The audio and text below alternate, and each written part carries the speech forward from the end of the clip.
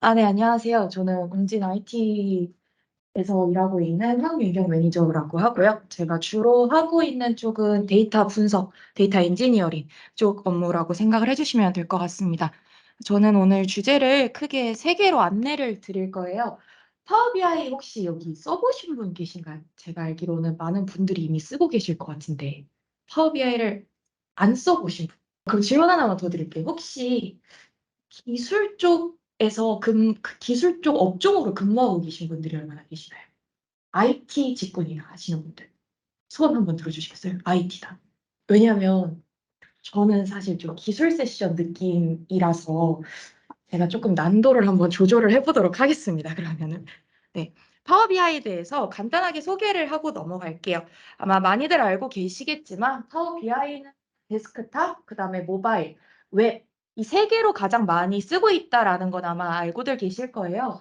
추가로 리포트 빌더라는 거나 리포트 서버라는 게 존재를 합니다. 리포트 빌더는 사실상 여러분들이 아시는 파워 BI랑은 좀 다른 느낌이고요. 대시보드를 만들고 뭐 시각화 보고서를 만든다라기보다는 어떠한 정형화된 문서를 자동으로 만들어줄 수 있다라는 느낌에 가까워요. 그러니까 가령 예를 들면 표 같은 거를 이제 만들 때 뭐 제품 사진을 넣고 뭐 이름을 넣고 옆에 가격을 넣는 표를 만든다라고 했을 때 여기 들어가는 데이터들은 어떤 데이터셋으로 가지고 계실 거고 이걸 이제 장표화시키려고 할 때 리포트 빌더가 이제 요 칸에 요 컬럼에다가는 사진을 넣을 거고 여기엔 이름을 넣을 거고 여기엔 가격을 넣을 거다라고 컬럼 단위로 이제 드래그 앤 드랍 인서트를 해주시면 그냥 문서가 자동으로 그냥 쫘라락 이렇게 만들어지는 거예요. 그래서 이렇게 깔끔한 리포트를 만들어주는 애고요. 리포트 서버 같은 경우는 파워 BI를 이제 온프레임으로 구축을 희망하시는 분들이 계세요. 보험도 아마 작년 말부터는 약간 그런 규제가 많이 풀리긴 했었는데 그 이전까지만 해도 보험회사 같은 경우는 이제 데이터를 클라우드로 옮기는데 제약 사항들이 굉장히 많았기 때문에 아예 파워 BI 자체를 웹에다 올리는 게 아니라 파워 BI 서비스 환경 그거를 호스팅하는 서버를 우리가 온프렘 내부 인프라로 두겠다 하시는 분들이 계셨어요. 그래서 그런 분들이 이제 보통 리포트 서버로 온프레미스 구축을 하셨고요. 근데 아마 많이들 파워 BI는 위에 세 가지 환경으로 사용을 하고 계실 거예요. 개발 환경 같은 경우 파워 BI 데스크탑에서 먼저 개발을 하실 수도 있고요. 그 다음에 파워 BI 서비스, 의외로 모르시는 분들이 계시는데 여러분 파워 BI 서비스에서도 개발하실 수 있어요. 파워 BI 서비스에서도 바로 보고서 개발 가능하시고요. 그다음에 오퍼레이션, 운영 같은 경우는 웹에서 많이 하시고요. 그다음에 파워 BI 앱을 다운받겠다 하시는 분들은 모바일 버전으로 개발을 또 하셔서 모바일에서 온더고로 사용하시고 태블릿으로 가지고 다니면서 보시기도 하시고 이제 운영 환경은 이제 편하신 거대로 많이들 사용을 하고 계신 것 같아요. 자, 다음은 보통 데이터 프로젝트가 출발이 되면 어떤 식으로 저희가 작업을 하는지, 그 다음에 아마 데이터 파워비아이를 써보신 분들이 여기 많이 계시니까 보통 데이터 공정 작업이나 이런 거를 하면 보통 이런 프로세스로 작업을 하실 거예요. 막 가장 위에 단계로 많이들 하실 텐데 SAP든 엑셀이든 뭐 SAP에서 다운받은 CSV 파일이든 거기 그 파일을 가지고 파워비아이 데스크탑에 붙이실 겁니다. 그 다음에 거기서 뭐 로드를 하고 뭐 가공을 하고 다시 이제 로드를 시켜서 모델링이라는 ERD 그리는 작업을 한번 하실 거고요. 그 다음에 시각화한 다음에 퍼블리시를 시키실 거예요. 자, 저 위에 시나리오가 아마 가장 많이들 쓰시는 시나리오가 될 거고요. 아래 시나리오 같은 경우는 조금 데이터 사이즈가 크다거나, 근데 내가 카바가 안 된다. 파워비아이 데스크탑에서 가공 단계가 전부 카바가 안 된다. 혹은 전 처리가 좀 복잡하게 필요하다. 땡겨오는데 API가 좀 복잡하게 많이 사용이 돼야 되고 루프문이 좀 가공이 많이 들어가야 된다. 그러면 이제 애저에 있는 데이터 팩토리라던가 아니면 애저 시냅스 같은 것들을 중간에 차용을 해서 가지고 오시는 경우도 있을 거예요. 그래서 일반적으로 데이터를 여기 만지시는 분들이 계시면 익숙하실 용어인데 처음에 로드를 하죠. 네, 추출을 하자마자 1차적으로 로드를 먼저 하게 됩니다. 그래서 이제 로 데이터 상태를 바로 그대로 가지고 오게 되는 건데 저 상태를 브론즈 상태라고 많이들 이야기를 해요. 저거를 가지고 있는 이유는 재사용성을 위해서예요, 사실은. 바로 추출을 해서 가공을 해서 시각화까지 할 수도 있어요. 많이들 그렇게 하고 계실 건데 중간에 로드 단계들을 넣어주는 이유는 데이터가 나중에 분명히 다시 사용될 거기 때문이거든요. 그러니까 데이터를 아마 한번 추출을 해서 가지고 왔는데 지금은 뭐 A라는 보고서를 위해서 우리가 이 데이터를 뽑아왔지만 나중에 B라는 보고서를 만드는데도 똑같은 데이터가 필요해요. 그럼 그때 SAP에서 또 공정 과정 파이프라인을 한번 더 짤 거냐는 거죠. 그건 좀 낭비라는 측면이 있기 때문에 공수도 그만큼 더 들어가고요. 또 이미 로드돼서 가지고 있는 데이터가 있는데 또 파이프라인을 하나 더 짜가지고 DB를 또 만들면 사일로만 여러 개가 계속 생기는 거잖아요. 그렇기 때문에 로 데이터 상태의 브론즈 데이터를 한번 싱크를 시켜주고요. 1차 가공, 그러니까 전처리죠. 뭐 널이 있다거나 쓰레기 값이 있다거나 뭐 쳐내야 될 데이터가 있다거나 뭐 그런 것들을 다 쳐낸 1차 가공을 한 다음에 다시 한번 로드를 시켜서 실버 상태로 하나를 가지고 있게 됩니다. 요 전처리가 끝난 데이터 같은 경우는 요런 아키텍처로 갈 때 좀 많이 사용이 돼요. 조금 어드밴스드하게 데이터 플로우를 가져가게 되시면 아마 분석이라던가 이런 것들을 많이 중간에 끼실 거예요. AI 모델을 쓰고 싶다던가 머신러닝을 돌리신다던가 그런 거를 할 때 컨설팅을 받아보시거나 아니면 직접 아마 알아보신 분들은 많이 공감하실 텐데 데이터 가공 과정이 정말 많이 복잡하고 그게 프로젝트의 거의 전반을 다 차지한다라고 봐도 무방해져요.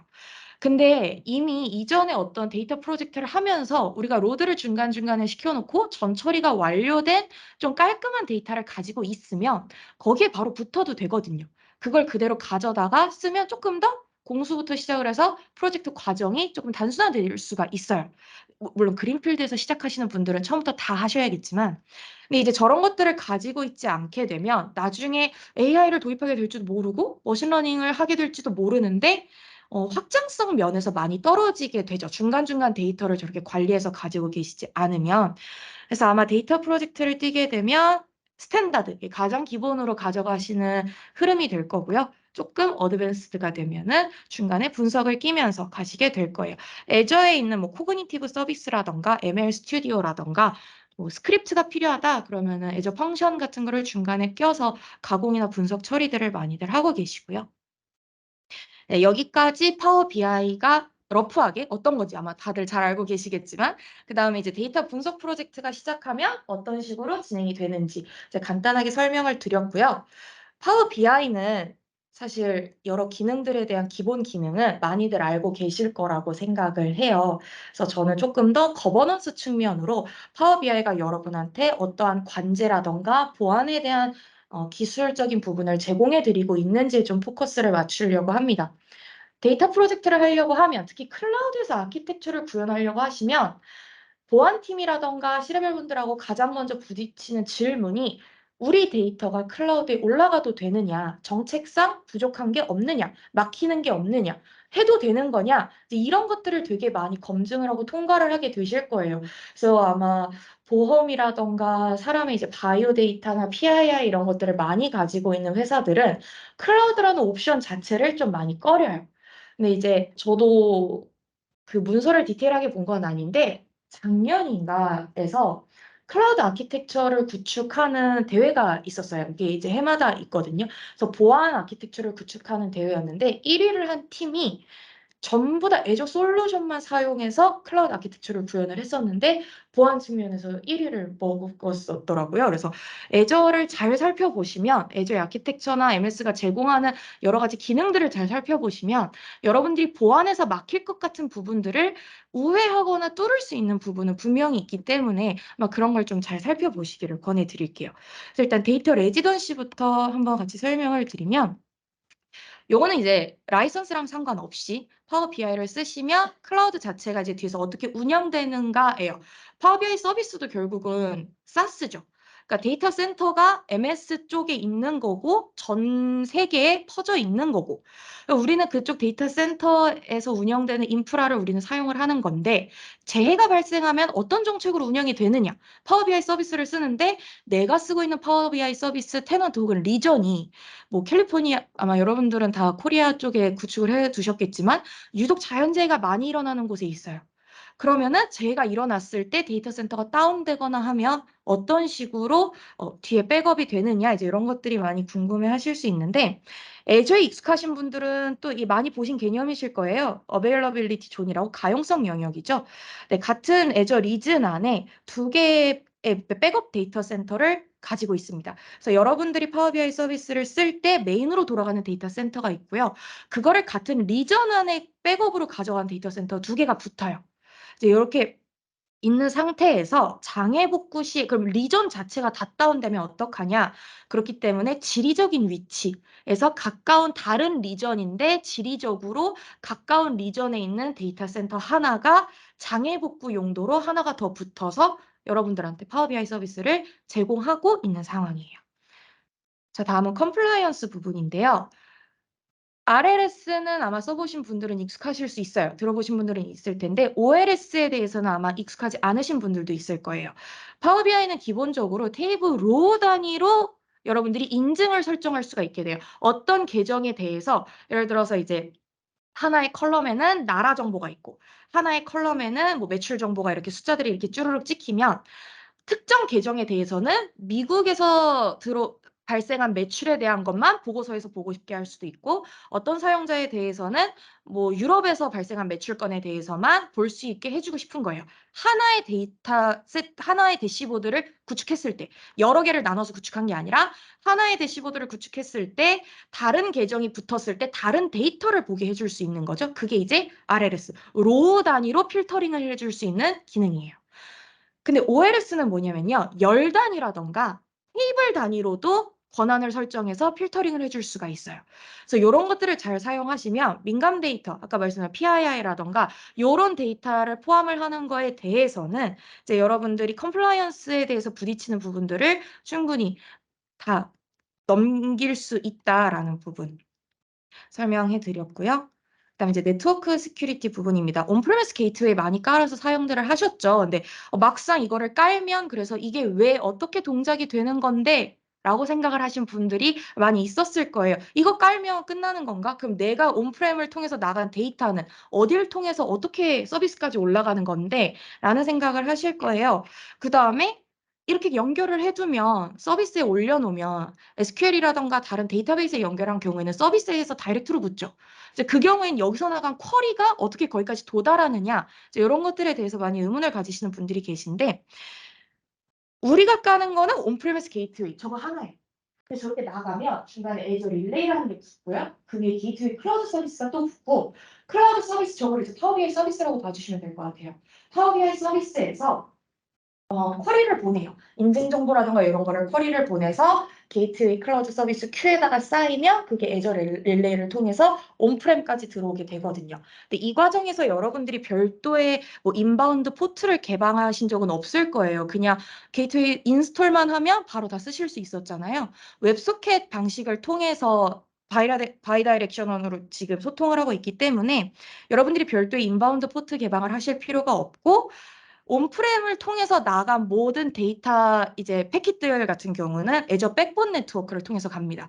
네, 애저 백본 네트워크를 통한다라는 거는 아무래도 여러분들이 데이터가 공공 인터넷망을 돌지 않는다라는 이야기가 되겠죠. 홉수도 많이 줄 거고요. 그다음에 프라이빗 링크라는 기능이 하나가 있어요. 요거는 여러분들의 망에서만 파워 BI 서비스를 붙게 해줄 수 있는 기능이에요. 파워 BI 서비스가 웹 환경이고 인터넷만 되면 다 접속할 수 있다라고 생각하실 수 있는데 그렇지 않습니다. 파워 프라이빗 링크라는 거를 사용을 하게 되면 파워 BI 서비스 자체를 여러분들의 조직망에서만 접근할 수 있게끔 설정할 수도 있어요. 네, 이렇게 해서 나간 것도 애저 백본을 통하기 때문에 인터넷을 통하지 않는다라는 장점이 있습니다. 요거는 이제 서비스로 들어가는 인바운드에 대한 시큐리티죠. 근데 아웃바운드에 대한 시큐리티도 제공이 돼요. 이거는 VNet 커넥티비티라고 현재는 퍼블릭 프리뷰 상태입니다. 근데 이제 곧 GA가 될 것 같고요. 이제 퍼블릭 프리뷰 상태인데 요거는 서비스에서 빠져나오는 네트워크에 대한 아웃바운드 트래픽에 대한 보안을 여러분들한테 제공을 해주는 거예요. 그래서 파워 BI 서비스에서 쿼리랑 데이터 소스, 이제 연결 정보를 파워 플랫폼 VNet에 전달을 합니다. 저 파워 플랫폼 VNet은 그 파워 플랫폼 네트워크 자체 이제 애저가 가지고 있는 인프라죠. 네, 거기에다가 거기서 갖고 있는 그 Vnet. 그래서 시작을 해요. 그래서 거기에 전달을 하고 파워 플랫폼 Vnet에서 커스터머 Vnet으로 어떤 데이터 게이트 여기 이게 인터널 만들 수 있는 게이트웨이를 인젝션을 합니다. 주입을 해서 들어와서 인스톨이 되고 나면 그럼 이제 생성된 연결을 통해서 쿼리랑 데이터 연결 정보들이 이제 다 소통을 할 수가 있게 되고요. 이렇게 해서 인젝션이 된 거는 보안룰이 어떻게 되냐라고 하실 수 있는데 어디에 종속이 되냐면요. 여러분들 조직망에다가 구축해 놓은 설정해 놓은 보안 그 폴리시에 전부 다 오베이를 해요. 그렇게 해서 인젝션 된 모든 게이트웨이가 소통을 하는 방식은 그래서 따로 별도의 시큐리티 체크를 한다거나 뭐 문제가 있다라는 걱정은 안 하셔도 되고요. 그렇게 됐을 때 이제 결정적으로 아웃바운드 트래픽이 여러분들의 조직망 내에 있는 소스까지도 붙을 수 있게 되는 상황이 되는 거죠. 네, 요거는 이제 데이터 인크립션입니다. 구조는 아까 게이트웨이 설명드렸던 거랑 똑같은데 네트워크 보안이 아니라 요거 이제 데이터가 어떻게 여러분들의 연결 정보가 암호화가 돼서 저장이 되느냐에 대한 설명이에요. 데이터 소스 인증 정보랑 이제 온프레미스 게이트웨이의 세부 정보는 암호화가 돼서 저장이 게이트웨이 클라우드 서비스에 되어 있을 거고요. 그 다음에 여러분들의 데이터 소스 인증 정보를 받아서 복호화를 한 다음에 데이터 소스랑 연결해서 뭐 쿼리를 처리해 준다거나 하는 것들은 로컬에 깔려있는 온프레미스 게이트웨이에서 하게 될 겁니다. 전부 다 암호화가 돼서 저장이 될 거고요. 요거는 이제 가장 기본. 네, 파워 BI에서 네트워크로 나가는 모든 패킷들이라던가 이런 것들은 TLS 1.2나 그 이상 버전으로 전부 다 암호화가 돼서 소통을 하고 있고요. 네트워크 이동 시 그 이하 버전으로 들어오게 될 경우, 그러니까 1.1 미만이군요. 밑으로 들어오게 될 경우에는 받지 않고 다 튕겨내고 있습니다. 네, 저장이죠. 파워 BI 서비스에 우리가 올린 데이터가 어디에 저장이 되느냐, 어떻게 저장이 되느냐, 많이들 궁금해 하시는데, 기본적으로 애저 블랍 스토리지랑 애저 SQL 데이터베이스를 써요. 데이터 센터에 있는 이 두 가지 솔루션을 통해서 스토링을 하고 있고요. 아티팩트, 그러니까 파워 BI에 올라가 있는 여러 가지 보고서, 뭐 데이터셋, 여러 가지 이런 것들은 블랍에다 저장이 되고, 요거에 대한 메타데이터만 애저 SQL 데이터베이스에 저장이 되고 있어요. 이제 각각에 있는 데이터베이스에 저장된 데이터들은 애저 스토리지 인크립션이라던가 SQL 뭐 TD 기능을 통해서 암호화가 돼서 저장은 되는데, 요게 그래도 서비스 프로바이더 쪽에서 암호화가 된 거기 때문에 불안해하시는 고객분들이 계시거든요. 그래서 그런 분들 위해서 MS가 또 하나 제공을 하고 있는 게 Bring Your Own Key죠. BYOK라고 해서 여러분들이 여러분들의 키로 그 데이터를 한 번 더 인크립을 할 수 있어요. 그러면은 서비스 프로바이더, 그러니까 MS 쪽에서도 여러분들의 데이터가 암호화돼서 보이는 거죠. 그런 부분에 대한 안전성 한 번 더 제공해주고 있는 상황이고요. 민감도 라벨이라는 거를 또 제공을 합니다. 여러분들 파워 BI를 쓰면 파워 BI만 독자적으로 쓰는 게 아니라 이걸 익스포트를 시켜서 뭐 PDF로 뺀다든지 엑셀로 뺀다든지 하는 기능들도 같이 사용을 아마 하고 계실 거예요. 그렇게 됐을 때 파워 BI 자체에서 데이터에 하이리 컨피덴셜이라던가 여러 가지 민감도 라벨 측정을 해놓고 그거를 볼 수 있는 권한을 가진 사용자만 데이터를 익스포트를 하거나 다른 데로 빼냈을 때 거기서도 볼 수가 있어요. 근데 만약에 그 권한이 없는 사람이 이 라벨링을 해놓은 데이터에 대해서 열람 권한이 없는 사람이 내가 엑셀로 익스포트를 시켰다. 그래도 엑셀 파일을 딱 열었을 때 아무것도 안 보입니다. 그래서 이런 것들을 통해서 여러분들이 파워 BI뿐만이 아니라 파워 BI를 벗어나고 나서도 데이터에 대한 보안 정책을 가져갈 수 있다라는 부분. 이거는 가츠더 평가입니다. first quarter인데 아까 처음에 발표해 주신 분이 2분기 발표 자료를 또 같이 보여주셨었죠. 그래서 마이크로소프트가 그래도 데이터 BI 쪽 솔루션에서는 그래도 근 한 5년 정도는 계속 1위를 달리고 있는 것 같아요. 네, 그만큼 많이 인정받고 있는 솔루션이라고 생각을 해주셨으면 좋겠습니다. 그럼 이제 SAP랑 파워 BI를 어떻게 좀 많이 전용으로 서비스가 제공돼서 사용을 하고 있느냐를 설명드리기 앞서서 커넥트 모드를 한번 설명을 해드리려고 해요. 다이렉트 쿼리 모드가 있고 임포트 쿼리 모드가 있죠. 아마 많이들 아실 텐데 다이렉트 쿼리는 원본의 커넥션이 바로 갖다 붙는 거예요. 임포트 같은 경우는 중간에 데이터셋이 한번 형성이 되죠. 아까 그 서비스에 게시를 했을 때 우리 데이터가 어디 저장되는 거냐 그 저장되는 그 데이터가 데이터셋이 되죠. 임포트 모드로 여러분들이 커넥션을 하게 되면 퍼블리시를 했을 때 일정 데이터가 서비스에 같이 올라가서 저장이 되고 그 이제 MS가 운영하는 어떤 데이터 센터에 저장이 되는 거. 그게 임포트 모드가 될 거예요.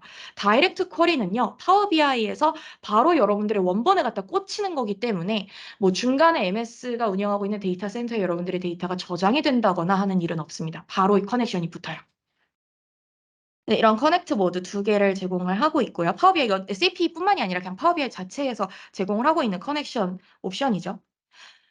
자, 이 커넥터는 SAP 커넥터를 두 가지를 제공을 하고 있어요. MS에서는 하나는 SAP BW 어플리케이션 메시지 서버 커넥터가 있고요. 하나는 하나 데이터베이스 커넥터가 있습니다. 여러분들 SAP가 뭐 3레이어로 이루어져 있는데 지금 제가 2레이어만 가지고 왔어요. 하나는 데이터베이스 레이어, 하나는 어플리케이션 레이어죠. 하나 데이터베이스 커넥터는 데이터베이스 레이어에 바로 갖다 붙습니다. 그 다음에 어플리케이션 메시지 서버 커넥터는 어플리케이션 레이어에 붙어요. 네, 원래 바피 저쪽에 붙거든요. 그래서 저기에 붙어서 커넥터가 BI 쪽으로 이제 데이터를 가져갈 수 있게끔 연결을 해주고 있는 상황이고요. 이 커넥터는 파워 BI뿐만이 아니라 파워 플랫폼 전반에서 제공하는 네, SAP 커넥터 자체를 지금 설명을 해드리는 거예요. 저 커넥터를 써서 저는 이제 파워 BI에서 붙는다라고 설명을 드리고 있는 거고요.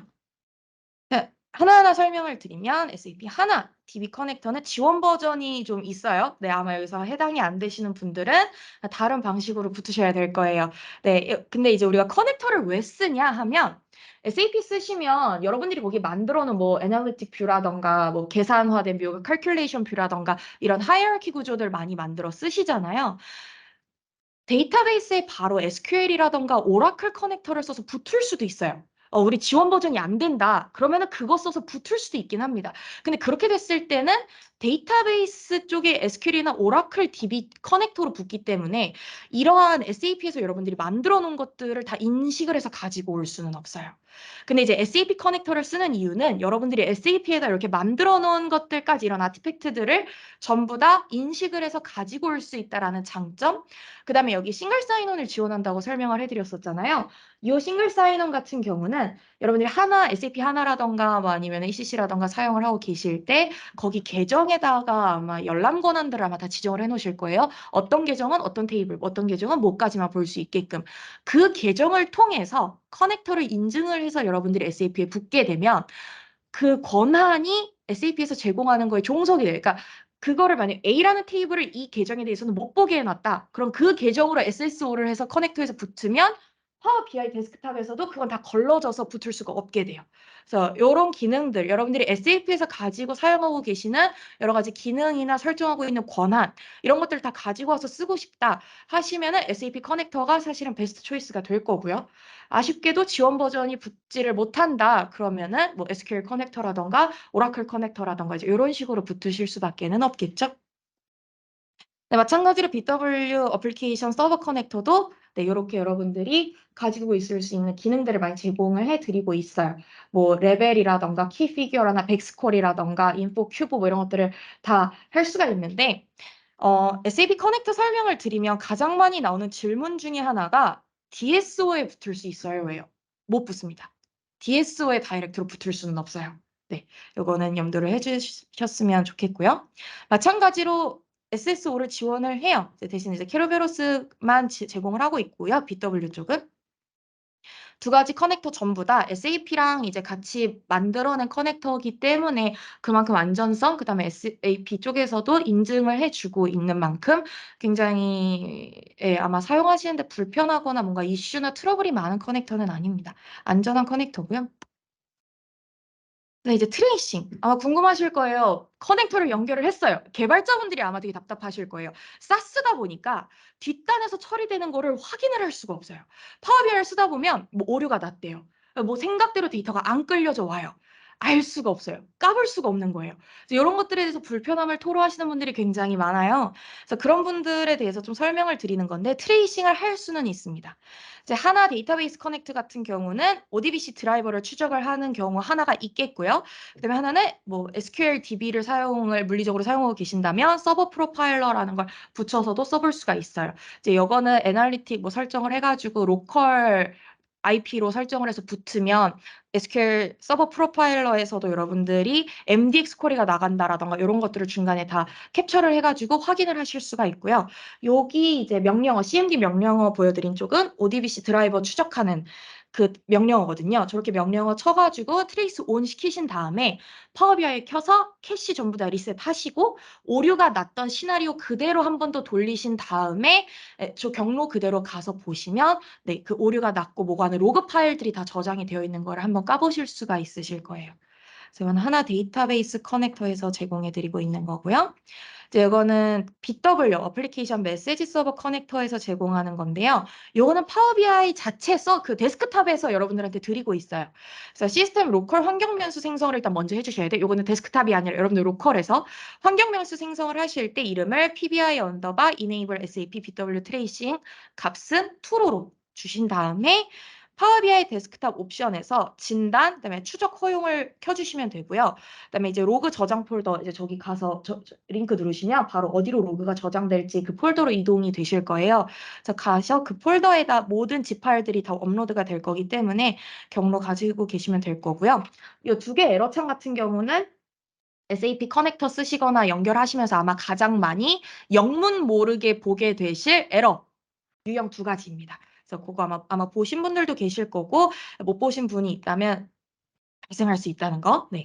그렇게 됐을 때 어떻게 쿼리들이 뒷단에서 날아가고 처리가 되고 있느냐라는 부분. 그래서 아까 전에 그렇게 켜서 이렇게 파일들이 쭉 그 경로에다 이렇게 쌓이게 됩니다. 그래서 이걸 키면은 MDX 쿼리문이라던가 이런 게 다 뜨는데 SAP에 T코드로 MDX 테스트라고 쳐서 들어가시면 여러분들이 여기 폴더에 쌓일 실질적으로 처리가 됐던 쿼리들이 쌓이는 거니까요. 그거 카피해서 여기에 그대로 페이스트 해서 뭐가 문제고 어떻게 처리가 되고 있는지 여기서 여러분들이 디버깅을 할 수 있는 환경이 제공이 되고 있어요. 그래서 아마 답답하신 분들은 이제 이런 트레이싱 환경까지 사용을 하셔서 데이터에 대한 트랜잭션도 확인해 보실 수가 있습니다. 자, 그래서 SAP를 저희가 아마 웅진 SAP 고객을 SAP를 사용하고 계시는 분들이니까 저희 회사가 SAP를 한다는 걸 아마 아시는 분들이 많이 계실 텐데 의외로 많이들 모르시더라고요. 웅진에 IT가 있고 네, SAP를 한다라는 거를 모르고 계시는 분들도 있고 애저 인프라 쪽을 저희가 또 하고 있다라는 것도 모르시는 분들이 좀 계세요. 근데 저희가 애저 인프라 쪽 구축으로도 경험이 굉장히 오래됐고 SAP는 정말 많이 됐죠. 그래서 이 두 가지에 대한 경험과 네, 저희가 그동안 구축해서 분석해온 시나리오가 있다 보니까 설명드린 아키텍처 외에 좀 더 걸리는 보안 사항이라던가 의문이 드는 이제 뭐 데이터 원본이 여기 있는데 클라우드까지 어떻게 돌아가야 되고 이제 이런 것들에 대해서 추가적으로 더 궁금하신 거나 이런 것들이 있으면 네, 저희한테 문의를 주시거나 하면 저희가 충분히 다 커버해서 설명해 드릴 수 있으니까 네, 많이 연락 주시고요. 그다음에 저희가 하나 패키지를 만들어서 사용을 하고 있어요. 요거는 이제 SAP 쪽에서 시각화를 하시게 되면 가장 많이 쓰는 기본 포맷들이 있을 거예요. 뭐 재무 쪽 지표라던가 가장 기본적으로 사용하게 되시는 포맷들이 있을 텐데 그거를 그냥 묶어서 저희가 그냥 패키지화를 해놨습니다. 데이터를 쏘는 거는 고객분들 사정에 따라서 우리는 푸시를 해야 된다. 풀링은 절대 안 된다. 그러면 이제 API 다 개발해서 푸시하는 걸로 저희가 구축 도와드리고 있고요. 우리는 풀링 상관없다. 그럼 아까 보여드렸던 커넥터 설치해가지고 아키텍처 보안 아키텍처 다 짜서 거기서 이제 커넥터 사용해서 데이터 가져갈 수 있게끔 해드린 다음에 이렇게 패키지화해서 SAP 데이터 시각화하는 대시보드를 제공을 해드리고 있어요. 요거를 따로 만든 이유는 SAP 고객분들을 보면 약간 정형화된 패턴이 어느 순간 존재하게 됩니다. 그러니까 이 회사가 보는 지표는 저 회사도 보고 있고요. 이 회사가 보는 시각화 환경 이런 데이터베이스 이런 것들은 저 회사도 똑같이 보고 있어요. 아무래도 그냥 회사라는 구조 안에서 볼 수밖에 없는 지표들이 공통적으로 겹치는 부분들은 있으니까요. 그래서 그런 것들에 대해서 매번 저희가 또 공수가 발생을 하면 여러분들 프로젝트 시간도 나가는 거고 그렇다 보니까 하나의 템플릿화 시켜놔서 빠르게 그냥 바로 제공해 드릴 수 있도록 저희가 만들어 놓은 거고요. 마지막 챕터입니다. 데이터는 가장 중요한 게 시각화해서 이제는 끝나면 안 되잖아요. 데이터를 시각화를 하고 BI 솔루션을 도입한다라는 건 결국은 활용을 하겠다라는 거고, 활용을 하겠다라는 거는 비즈니스를 보는 실제 현업 실무 환경에서 어떤 액션이 계속해서 발생을 해야 된다라는 이야기예요. 근데 그렇게까지 데이터 컬처를 문화를 만들어서 조직 내에서 이제 사용하고 계시는 게 아마 많이 힘들 겁니다. BI라고 하셔도 그냥 원본에 붙어서 시각화를 시키는 거. 예, 아마 요게 가장 많이 사용을 하고 계시는 시나리오가 될 거예요. 그리고 보통 BI를 도입한다라고 하면 요런 장점들, 뭐 효율적인 팀 내 의사소통, 뭐 빠르고 정확한 현황 파악을 한다던가, 뭐 과거 데이터를 활용을 한다던가, 왜냐면 파일 단위로 여러분들이 다 관리를 하게 되면, 뭐 폴더에 뭐 몇 년도, 몇 년도, 몇 년도 이런 이름으로 파일들이 쭈루룩 생기잖아요. 뭐 5년 전 걸 보고 싶으면은 5년 전 파일 다 열어야 되고. 이제 이거를 BI로 여러분들이 구축을 해놓게 되면은 그냥 과거 데이터베이스에 들어가만 있으면 바로 서비스 화면에서 필터링을 해서 옛날 과거 데이터를 뭐 10년 전 거든 20년 전 거든 뭐 얼마나 방대한 양이든 다 필터링을 손쉽게 불어서 즉각적으로 볼 수 있기 때문에 또 도입들을 하시는 측면도 있잖아요. 그다음에 이제 요렇게 유연하게 관리가 되게 되면 조직 관리 KPI 파악을 하는 데 있어서도 좀 용이한 부분이 있죠. 근데 이제 이렇게 장점들이 있다라는 거는 모두가 알아요. 그래서 조금 더 세부적으로 들어가 볼게요. 개인 단에서, 팀 단에서, 조직 단에서 BI를 도입했을 때 추구하는 이점이 과연 뭐냐? 개인 단에서 BI를 도입했을 때 여러분들이 아마 추구하시게 될 거는 데이터 공유라던가 업무 내용 파악을 굉장히 활발하게 해야 한다. 왜냐하면 뭐 하나 파악을 하려고 하고 싶을 때마다 옆 사람한테 물어봐야 되고, 뭐 파티션 넘어 있는 사람한테 물어봐야 되고, 근데 그 사람은 업무 보다가 갑자기 대답해줘야 되고. 이제 이런 것들을 해놓는 게 아니라 BI를 하나를 구축해서 만들어 놓으면 그냥 그 구축한 대시보드 보고서 들어가서 바로바로 현황 파, 옆 사람 뭐하고 어떤 일을 하고 있는지, 저쪽 프로젝트, 내가 하는 프로젝트, 어떻게 트래킹이 되고 있는지 바로바로 확인이 가능하잖아요. 그래서 서로에 대한 기여도라던가 현황 파, 그다음에 보고서 작성 시간도 단축이 되죠.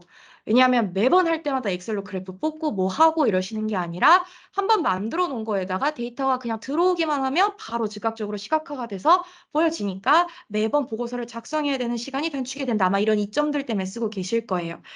팀 단위로 가게 되면은 커뮤니케이션이 조금 편리해지겠죠.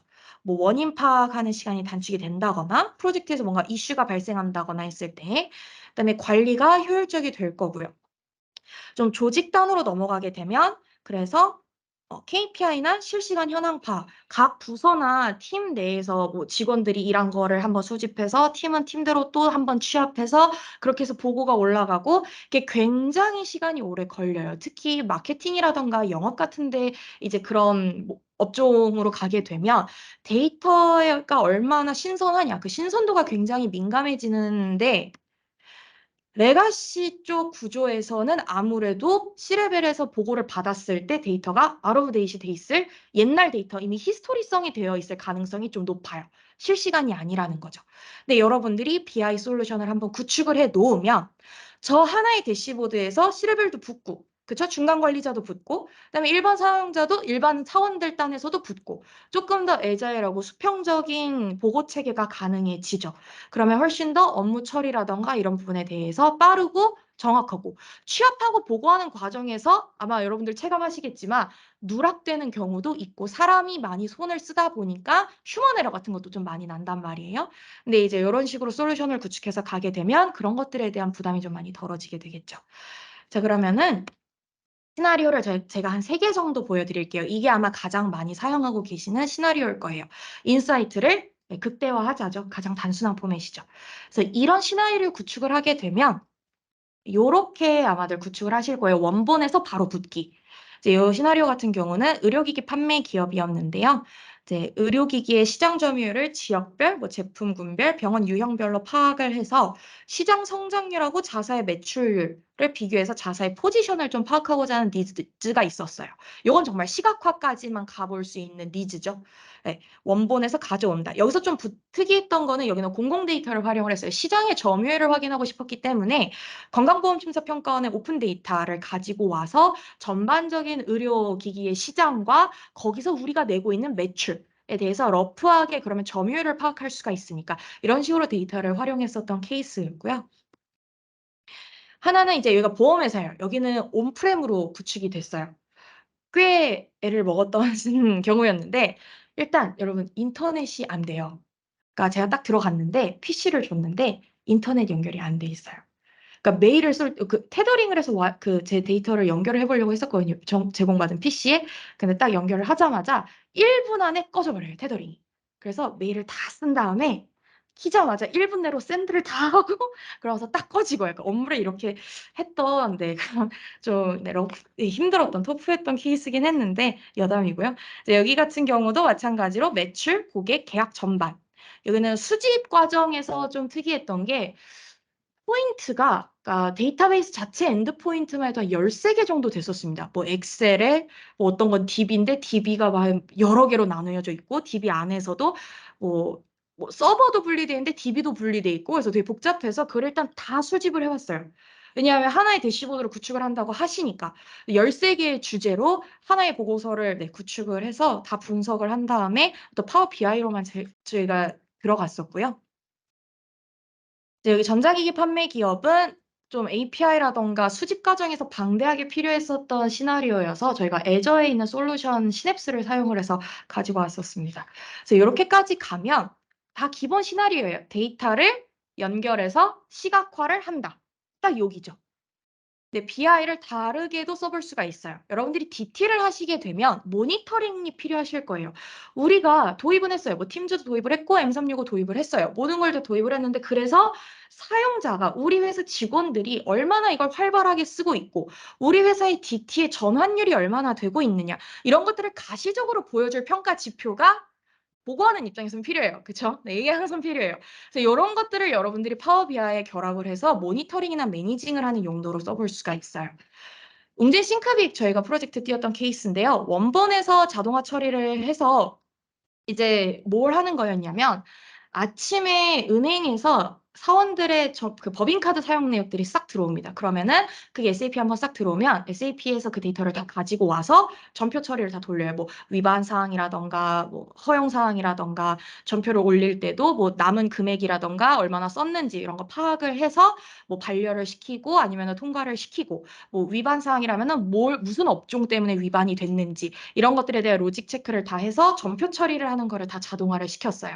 그래서 이제 은행에서 아침에 법인카드 내역이 싹 들어오면 전표가 이제 사람들이 사원이 치지 않고 다 자동으로 쳐가지고 인서트가 됩니다. 물론 사람이 한번 확인은 해야 되기 때문에 제가 그 결과를 사내 메신저, 이 싱크빅은 네이버 억스를 쓰고 있거든요. 그래서 그걸로 다 보내주죠. 건 단위 건으로 뭐 처리됐고 뭐 처리됐는데 이거 쓴 거 맞냐 확인하시고 아니면은 직접 들어가셔서 수정하셔라. 이제 이런 식의 시나리오로 저희가 자동화를 해놨고요.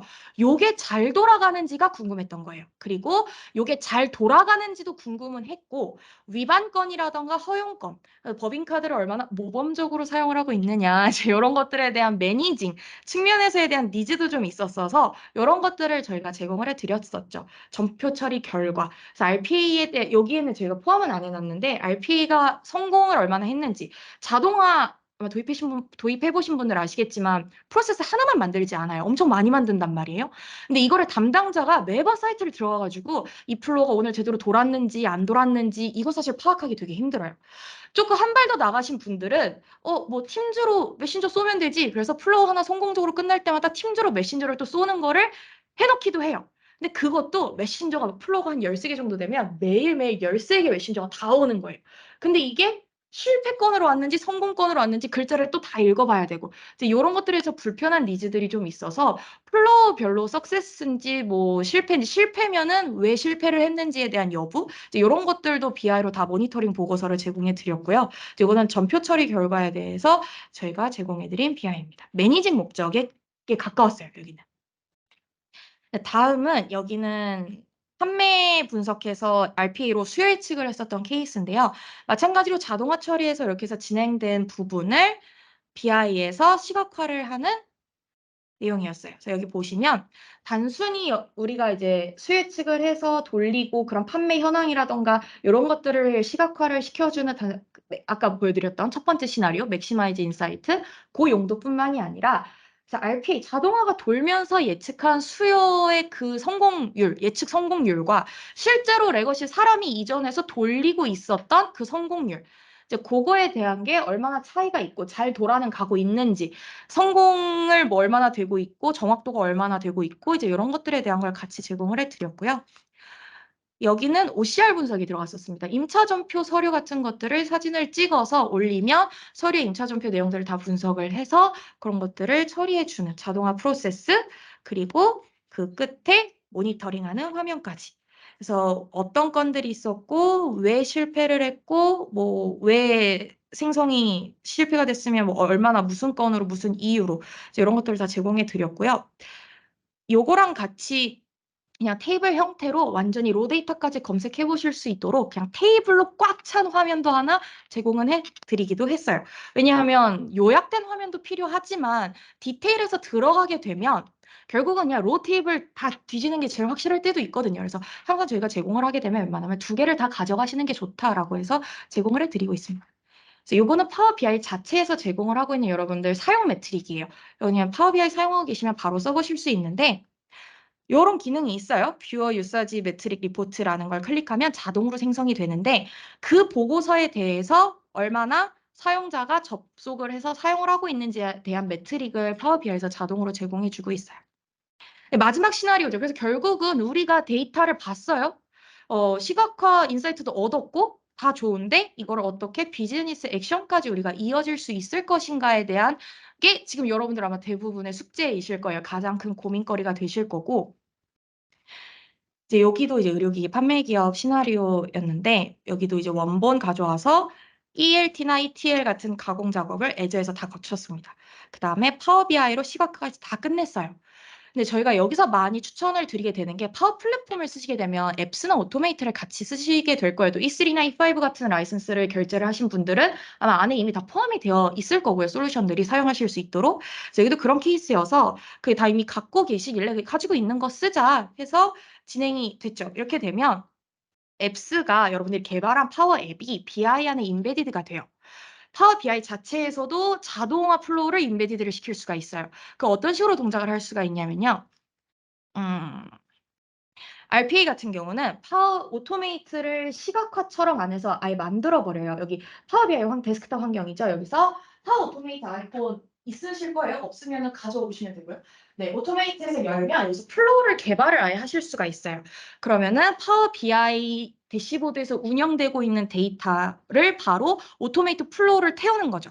이런 경우는 어떤 시나리오로 많이 쓰일 수 있냐면 영업 같은 데서 영업 성공률이라던가 부진율이라던가 진행률이라던가 이제 이런 것들이 시각화로 보여지고 있는데 뭐 발생은 많이 시켰어요. 근데 클로즈 레이시 되게 적어요. 그럼 이것도 담당자가 보기에는 이거 영업 좀 문제 있는 것 같은데 혹은 그냥 아예 발생률이 적다던가 이것도 문제가 있는데 그럼 이런 사원들을 클릭을 해서 뭐 런 이런 플로우 버튼이 하나 생성이 되실 거거든요. 클릭을 하면 그 영업 담당자 이메일을 이제 플로우를 태운 거예요.